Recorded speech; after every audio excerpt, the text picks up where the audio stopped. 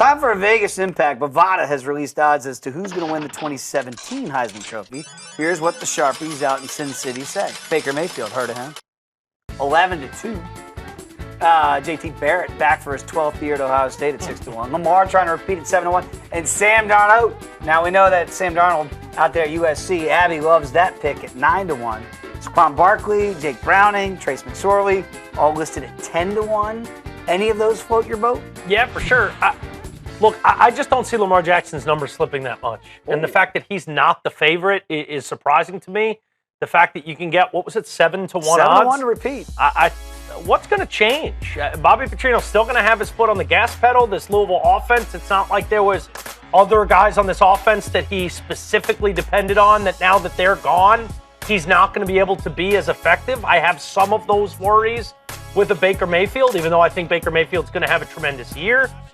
I don't love the JT Barrett pick. Either. He's almost a favorite. He's almost the favorite over a kid that I think is just getting better. I'm with you on that. And I only see the acceleration pedal being pushed further by Petrino in this Cardinals offense. So I like Lamar Jackson. I like Sam Darnold a lot. Me too. I think with a full season as starting quarterback, going into all the off-season work, going into all the preseason work, knowing he's the guy, being able to establish that chemistry with his receiving core and the rest of that offense, being the that general on the field, and kind of not worrying about having to prove himself to the coaching staff. Just knowing I'm the guy. Let me get my body ready. Let me get my mind ready. Let me look at tape and let me prepare for a dynamite season. I don't think there's a tremendous amount of defense played out in the Pac-12. Agreed. And I think Sam Darnold's going to be able to pick apart that conference. And USC is really on the rise right now. Look at the way they closed out their season. 9-1 is good odds. I like those 9-1 odds and Saquon Barkley as well. I think all three of those give you better odds than either Baker Mayfield or JT Barrett, who I would not go JT Barrett. If you have to put me to one pick, it's Lamar. I think he does it again. What's kind of fun is you go, we won't be able to pay this segment off for a year. So let's pay the last 2 years off that we were able to do and look back at 2015 and 16. Starting in 2015 with the opening odds, they had Ezekiel Elliott as the favorite at 6-1. Dak Prescott. Wow. How about that? Who knew they'd be teammates? Right, Leonard Fournette at 7-1. There's your winner. Just goes to show there's great value to be had, and if you can pick the right guy, a lot of times it's not the preseason favorite. It's interesting though to see how high they had Dak Prescott 2 years ago. This value, forget this bang for buck. Deshaun Watson 5-1. Look at Lamar at 100. Nobody saw it coming. No, you couldn't have seen that coming. I didn't know how good he was. Right. I was aware of him.